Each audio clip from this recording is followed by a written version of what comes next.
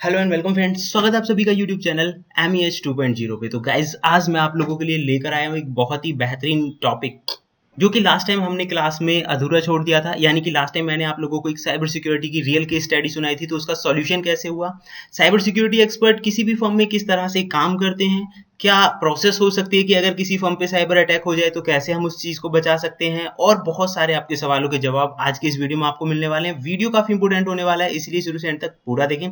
चलिए गाइस, और कल का वीडियो बिल्कुल देखना ना भूलें क्योंकि हम रिलीज कर रहे हैं इस ईयर यानी 2021 के सबसे बेहतरीन जो कोर्सेज हैं उनको। तो चलिए गाइस शुरू करते हैं आज की इस इंटरेस्टिंग क्लास को। इन सभी से पहले मैं आपको बता दूं, MEH 2.0 और मास्टर्स इन एथिकल हैकिंग दोनों चैनल्स पे लगातार हम वीडियोस दे रहे हैं। आप अपनी साइबर सिक्योरिटी और इस फील्ड से रिलेटेड इंफॉर्मेशन को बढ़ा सकते हैं दोनों चैनल्स के माध्यम से। हम आज जिन टॉपिक्स पे बात करेंगे काफी इंटरेस्टिंग है, उम्मीद करता हूँ आपको पसंद आएंगे। तो चलिए गाइस, सबसे पहले मैं आप लोगों को बताना चाहूंगा कि वास्तव में कौन से स्टेप्स लेता है एक साइबर सिक्योरिटी एक्सपर्ट्स, और उस केस से रिलेटेड भी हम चीजों के बारे में जानेंगे कि वो क्या थे। आज की क्लास में हम सीखने वाले हैं मेज रैंसमवेयर के बारे में, सिस्टम आइसोलेशन क्या होता है, इसकी जरूरत क्यों होती है, सिस्टम को आइसोलेट कैसे किया जाता है, यूजर एंड IP मैपिंग का एक टॉपिक उसमें आया था, तो ये क्या चीज है, कैसे सेफ रहें, कैसे चेक करें लॉग्स को। आपने देखा होगा कि मिस्टर राकेश के जो सिस्टम जब मिस्टर अतुल को मिला जो कि साइबर सिक्योरिटी एक्सपर्ट है, तो उन्होंने सिस्टम को आइसोलेट कर दिया, सिस्टम और नेटवर्क के लॉग्स को चेक करने वो लग गए, और वो उसके बाद उन्होंने जो है यूजर और IP मैपिंग की, जिससे उन्हें पता चला कि ये जो IP है जिसके सिस्टम से अटैक हुआ है वो कंपनी के CISO ही है, यानी कि चीफ इंफॉर्मेशन सिक्योरिटी ऑफिसर्स ही हैं। तो ये सारी चीजें मैं आज आपको बताने वाला हूँ। इन सबके अलावा फायरवॉल और बहुत सारी चीजें, मतलब काफी डेप्थ में आपको नॉलेज मिलने वाली है। अगर आप स्क्रिप्ट किडीज हैं तो आई थिंक थोड़ा कॉम्प्लिकेटेड ये वीडियो हो सकता है, बट बहुत काम का है। तो चलिए गाइस शुरू करते हैं। सबसे पहले मैं आप लोगों को बताना चाहूंगा मेज रैंसमवेयर के बारे में। तो वास्तव में मेज रैंसमवेयर है क्या? देखिए, मेज रैंसमवेयर एक वेरिएंट है चाचा रैंसमवेयर का। इससे पहले एक चाचा रैंसमवेयर चला करता था। 2019 में इसके बारे में लोगों को पता चला और दिसंबर तक ये बहुत ज्यादा एक्टिव हो चुका था। इस रैंसमवेयर से सबसे ज्यादा जो इफेक्ट होने वाली कंपनी थी उसका नाम है कॉग्निजेंट, और इस कंपनी को ज्यादा नुकसान उठाना पड़ा। जैसे कि मैंने आपको बताया था कि बाकी रैंसमवेयर्स के मुकाबले जो मेज रैंसमवेयर है ये क्या करता है कि जिसने इसे भेजा है, मतलब जो इसके क्रिएटर्स हैं, उनके पास ये कॉपी भी यानी कि सिस्टम का डेटा भी सेंड कर देता है। तो ये अपने आप में काफी सेंसिटिव मसला था। तो अप्रैल 2020 में आप देखेंगे कि जो कंपनी है कॉग्निजेंट ये सबसे ज्यादा इफेक्टेड हुई। इन सब के अलावा और भी बहुत सारी कंपनीज थी जो इससे इफेक्टेड हुई हैं। मैं आपको आगे बताना चाहूंगा कि सवाल ये आता है, रैंसमवेयर तो हमारे डेटा को इनक्रिप्ट कर ही देते हैं, वो तो है ही है, लेकिन बात ये आती है कि सिस्टम आइसोलेशन की क्या जरूरत है। देखिएगा, इस सिस्टम आइसोलेशन की जरूरत, सबसे पहले हम देखेंगे कि जरूरत क्या है, उसके बाद हम ये जानेंगे कि ये होता क्या है। देखिए, अगर सिस्टम क्रैश हो गया है तो उस कंडीशन में हमें सिस्टम को रिस्टोर करने की जरूरत है उसकी एक बैकअप कॉपी से। जैसे कि उस लास्ट वाले केस में भी था कि जो मिस्टर अतुल थे साइबर सिक्योरिटी एक्सपर्ट, उन्होंने पूछा मिस्टर राकेश से कि आपके पास कुछ बैकअप है, और जैसा कि बड़ी बड़ी ऑर्गेनाइजेशंस डेली या आवरली भी बैकअप लेकर रखती है अपने डेटा को, तो ये काफी इंपॉर्टेंट रोल प्ले कर सकता है डेटा को बचाने के लिए। दूसरी अगर मैं बात करूं, need to prepare an testing environment, अगर आपको एक टेस्टिंग इन्वायरमेंट बनाना है तब भी आपको बैकअप लेने की जरूरत होती है। अगर एडमिनिस्ट्रेटर जो है वो रूट कॉज एनालिसिस करना चाहता है, मतलब किसी भी अटैक की या किसी भी चीज की जो बारीकियों को अगर वो चेक करना चाहता है, तो उस कंडीशन में भी सिस्टम आइसोलेशन की जरूरत होती है। तो ये तो थी जरूरत है कि भाई सिस्टम आइसोलेशन की जो जरूरत है वो क्या और क्यों है, कहां पे है और किस तरह से होती है। सेकेंडली मैं आपको बताना चाहूंगा कि सिस्टम आइसोलेशन में क्या क्या चीजें आती हैं। देखिए, सबसे पहले अगर मैं बात करूं सिस्टम आइसोलेशन का मतलब सिस्टम को एक ऐसी प्रोसेस के अंदर प्लेस कर देना है जिससे कि बाहरी जो चीजों का आना जाना है, जो डेटा का इंटरफेस है, उससे वो बच सके। एक ऐसे फेस में ले जाना है कि डेटा भी हमारा सुरक्षित रह सके और हमारा काम भी चलता रहे। मतलब जैसे कि आप देखो, एक ह्यूमन बीइंग के अकॉर्डिंग मैं आपको एग्जांपल देना चाहूंगा कि इंसान जिंदा भी है, उसे एक ऐसे फेस में रख दिया है कि अब वो सुरक्षित रहेगा, उसे किसी तरह का कोई नुकसान नहीं होगा। तो ऐसी तरह से कंप्यूटर्स को एक ऐसे जोन में प्लेस कर दिया जाता। जोन का मतलब ये नहीं है कि उन्हें उठा के कहीं रख दिया जाता है, मतलब उनकी सर्विसेज को सेटअप करने की बात चल रही है यहाँ पे, तो उन्हें सेटअप कर दिया जाता है। तो जैसे कि आप यहाँ पे देखेंगे, इसमें कुछ पॉइंट्स मैं डिस्कस कर रहा हूँ जो सिस्टम आइसोलेशन के अंदर यूज किए जाते हैं, उसके बाद मैं प्रैक्टिकल आप लोगों को बताऊंगा। तो सबसे पहले हम बात कर लेते हैं सिस्टम आइसोलेशन के फर्स्ट पॉइंट के बारे में। ओके गाइस, तो अब हम जानते हैं उन सारे पॉइंट्स के बारे में जो हमें एक सिस्टम आइसोलेशन करने के दौरान याद रखने चाहिए। जैसे कि सबसे पहले मैं आपको बता दूं, कोई भी बैकग्राउंड वर्क जो प्रोसेस है, जो है वो नहीं चलनी चाहिए। तो आप जो प्रोफाइल पैरामीटर्स हैं उन्हें चेंज कर सकते हैं, ये ऑपरेटिंग सिस्टम लेवल की एक्टिविटी होती है। इंटरफेस फोल्डर है, जिसकी मदद से इंटरफेस फोल्डर्स वो होते हैं जिनकी मदद से जो आपका मेन सिस्टम है, यानी कि आप सर्वर कह सकते हैं, उससे बाकी जो सिस्टम्स हैं वो डेटा को चेंज और इंटरफेस कर सकते हैं उसके साथ। तो आपको अनमाउंट कर देना चाहिए, कम्युनिकेशंस को लॉक कर देना चाहिए, लोकल सिस्टम्स में आरएफसी कनेक्शन को डिसेबल कर देना चाहिए, एंड डायरेक्ट डेटाबेस जो कनेक्शंस हैं उनका भी जो लेवल है वो चेंज कर देना चाहिए, रिपोजिटरी कनेक्शन को चेंज कर देना चाहिए, डिस्कनेक्ट कर देना चाहिए रजिस्टर प्रोग्राम को। ये सारी चीजें मैं आपको दिखाने वाला हूं कि ये कहां से और कैसे कर सकते हैं पूरा डिटेल्ड में, बट इन शॉर्ट में कुछ पॉइंट्स मैंने फिगर आउट किए कि जो जरूरी चीजें हैं, जो नेटवर्क एडमिनिस्ट्रेटर्स हैं और जो इस फील्ड में काफी लंबे टाइम से काम कर रहे हैं वो आसानी से इन चीजों को समझ सकते हैं। लेकिन अगर आप बिगनर हैं तो मैं आपको एक ऐसे पाथ्स भी देने वाला हूं जहां से आप आसानी से नहीं कर सकते हैं। तो सर्वर को जो है लोड बैलेंसिंग से रिमूव करना, आरएफसी लोड बैलेंसिंग को रिमूव करना, जो चैनल्स का पीआई सिस्टम्स है जो मैसेजेस भेजता है आइसोलेटेड सिस्टम्स के पास, उसे बिल्कुल बंद कर देना है। बैच जॉब अगर आपने शेड्यूल कर रखी है तो उसे सस्पेंड कर देना चाहिए। देखिए बैच जॉब क्या होता है, जब एक रिपीटेड या एक ही तरह का कुछ काम होता है तो हम एक नेटवर्क में जो नेटवर्क एडमिनिस्ट्रेटर्स होते हैं वो यूजर्स को बैच जॉब्स अलॉट कर देते हैं कि एक पर्टिकुलर वे में काम ये होना है। तो उस कंडीशन में अगर आपने ऐसा कुछ कर रखा है तो उसे स्टॉप कर देना चाहिए। Deregistered the outbound queues. देखिए आउटबाउंड और इनबाउंड क्यूज जो होती हैं ज्यादातर हम फायरवॉल सेटिंग्स के लिए भी उन्हें क्लियर करते हैं, तो उन्हें डी रजिस्टर्ड कर देना चाहिए। प्रिंटर्स को लॉक कर देना चाहिए कि किसी कोई भी मैलिशियस एक्टिविटी ना हो।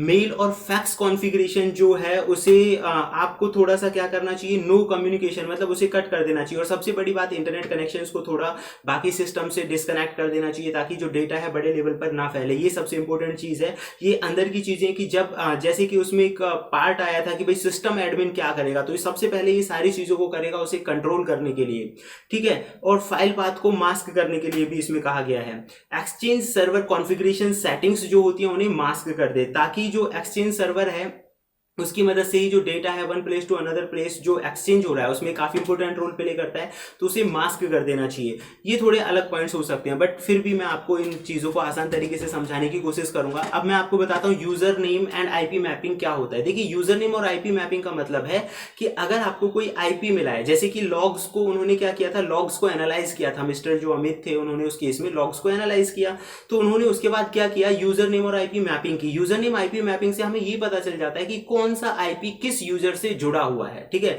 तो इसी से उन्होंने पता लगाया। ये मैं प्रैक्टिकली इसका थोड़ा सा आपको दिखा दूंगा। अगर हम सेफ्टी रूल्स की बात करें तो अपने सॉफ्टवेयर्स और ऑपरेटिंग सिस्टम्स को अपडेट रखें, वीपीएन और एक अच्छे एंटीवायरस या सिक्योरिटी सॉफ्टवेयर का आप इस्तेमाल करें, डेटा का बैकअप लेकर रखें, और आपके जो स्टाफ में जितने भी लोग हैं उन्हें साइबर सिक्योरिटी और इससे होने वाले रिस्क के बारे में पहले से बताकर रखें। ये इंपॉर्टेंट कुछ पॉइंट्स हैं। अब हम चलते हैं कुछ प्रैक्टिकल्स की तरफ। जैसे कि मैं आप लोगों को बताने वाला था कि कैसे हम सिस्टम की जो चीजें हैं, मान के चलो नेट बायोस अगर मुझे देखना है तो किस तरह से पता चलेगा, तो मैं यहां आपको दिखाना चाहूंगा nbt stat a ये कमांड है, और उसके बाद आप आईपी एड्रेस अप्लाई कर दीजिए, तो कौन सा आईपी किस मशीन के साथ जुड़ा हुआ है वो आपको आसानी से पता चल जाएगा। तो आप यहां पे देख सकते हैं।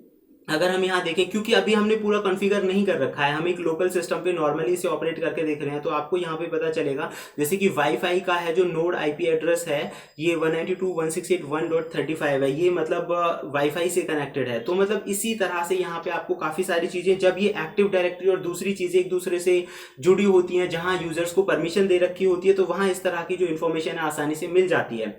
अब मैं सेकेंडली बात कर रहा था कि यार हमें और डीपली अगर इन चीजों के बारे में जानना है कि system isolation, server, DSCP configurations वगैरह क्या होता है, तो मैं आप लोगों को दिखाता हूं काफी बेहतरीन चीजें गाइस, जहां से आप पूरा डिटेल में सीख सकते हैं। क्योंकि देखिए छोटे से वीडियो में सारा कुछ बताना संभव नहीं है, लेकिन यहां से आप बड़ी आसानी से इन चीजों को सीख सकते हैं। तो सबसे पहले आप ये देखिए, डोमेन आइसोलेशन पॉलिसी डिजाइन यहाँ पे क्लियरली दिया गया है, इसका लिंक आपको डिस्क्रिप्शन में मिल जाएगा। तो आप यहाँ पे देख सकते हैं विंडोज 10 सर्वर, अब ये क्या चीजें हैं, कैसे उसे डिजाइन किया जाता है, कैसे डेटा फ्लो होता है, यहाँ पे सारा कुछ लिखा हुआ है। In the left hand side अगर आप देखेंगे तो डोमेन आइसोलेशन डिजाइन दिया गया है, एग्जाम्पल सर्वर आइसोलेशन डिजाइन, तो ये पूरा माइक्रोसॉफ्ट की तरफ से ही है, सारी चीजें आपको यहाँ पर मिल जाएंगी। सेम वे में आप यहाँ देख सकते हैं प्लानिंग सर्वर आइसोलेशन भी है। तो ओके गाइस, तो जैसा कि आप यहाँ पे देखेंगे प्लानिंग सर्वर आइसोलेशन जोन, ये आपको बताएगा कि जो सर्वर का आइसोलेशन जोन है वो उस चीज को आप कैसे प्लान कर सकते हैं।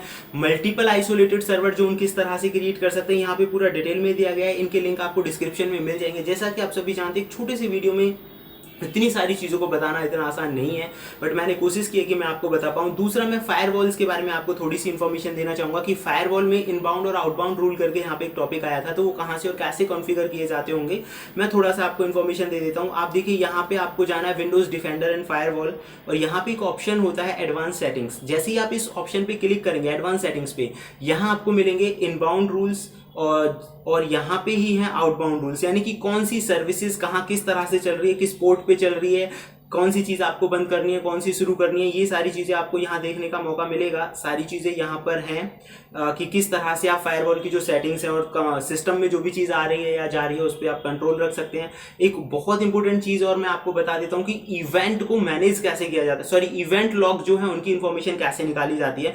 तो गाइस इवेंट लॉग अगर आपको निकालना है तो आप स्टार्ट कीजिए और यहाँ पे लिख दीजिए इवेंट व्यूअर।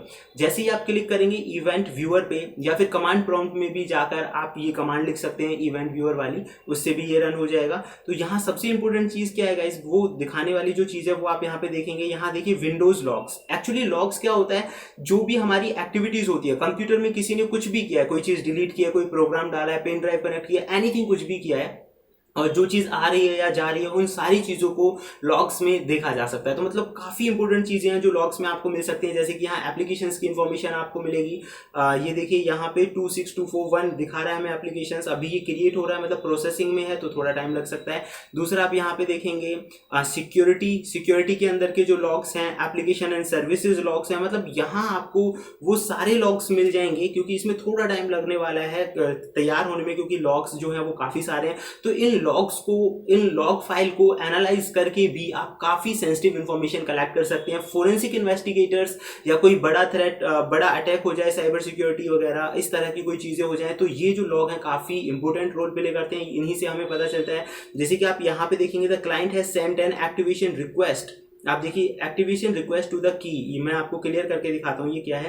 आप देखेंगे the client has sent an activation request to the key management service machine. तो ये आ गया क्लाइंट, ये आईपी एड्रेस हमें शो कर रहा है और क्या कीज वगैरह भेजी गई हैं, क्या प्रोसेस है यहाँ पे दिए गए हैं, कीवर्ड वगैरह एवरीथिंग।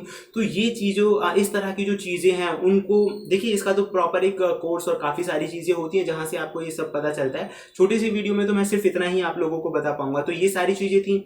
फायरवॉल की सेटिंग्स कहाँ से होती हैं, लॉग को हम कहाँ से देख सकते हैं, एंड सिस्टम आइसोलेशन क्या होता है, और बहुत सारी काम की चीज़ें आज उम्मीद करता हूँ आप लोगों की समझ में आई होंगी। हमारा जो नेक्स्ट कोर्स है कल रिलीज होने वाला है, कल शाम 7 बजे, उसे देखना ना भूलें। काफ़ी सारी काम की चीज़ें आपको उसमें भी मिल सकती हैं। फिलहाल वीडियो कैसा लगा और आगे आप चाहते हैं कि इस तरह के वीडियोज़ मैं आप लोगों को प्रोवाइड करता रहूँ, तो प्लीज़ लाइक शेयर सब्सक्राइब जरूर करें। और इन सभी के साथ हमारी एप्लीकेशन है जहाँ से हम लगातार काफ़ी जो है आप डायरेक्ट हमारे टच में रह सकते हैं। तो एप्लीकेशन को डाउनलोड कर सकते हैं आप प्ले स्टोर से। तो फिलहाल के लिए सिर्फ इतना ही। देखते रहिए YouTube channel MES 2.0। Thank you friends, good bye.